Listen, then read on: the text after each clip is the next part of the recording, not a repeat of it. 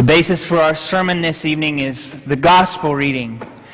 Now, some of you may have rightly guessed, having heard the word about a dozen times already, that the theme of our sermon is going to be something about, thanks.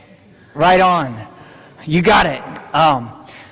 What you may have guessed about the gospel reading is that this is just a story about some lepers, and then there's a miracle, they're healed, one comes back, says thanks, and they live happily ever after.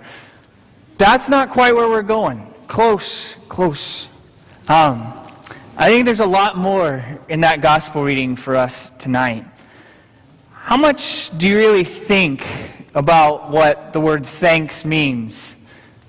It's a word we throw down really quick. The gal who helped us bag our groceries at the grocery store, thanks, we walk on. What does it really mean? The concept's fairly simple. It's expressing gratitude for a blessing. And it is most especially applies to us as Christians in our relationship to God. But how much do you really think about it? How much and where does it break down? I think it becomes really hard to give thanks when we don't even recognize the blessing in the first place. And I think that can happen because we're too busy looking at the past or fixated on the future. I have a friend, we'll call him Dave, and he really falls into both of those categories. Dave is a consummate project collector. There is no project that he can say no to.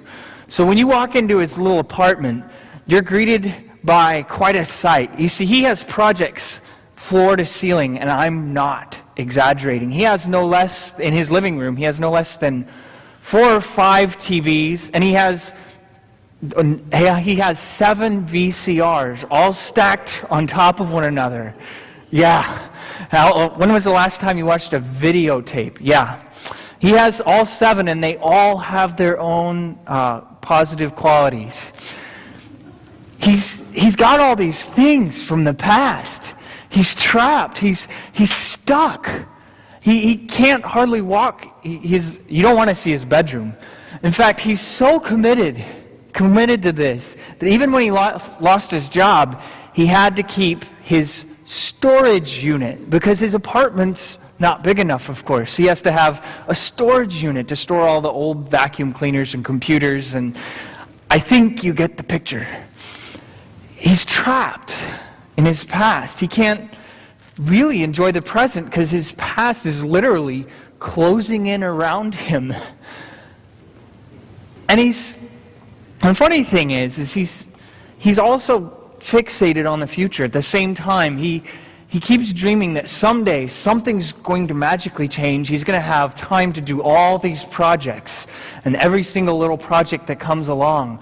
And so he's sort of stuck in this limbo between the past and the future, and he's never really in the present. He's never in the here and now.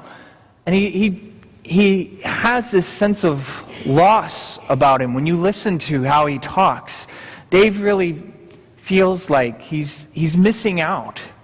And he is. He's not realizing those blessings he has in the here and now. I think that's easy to do.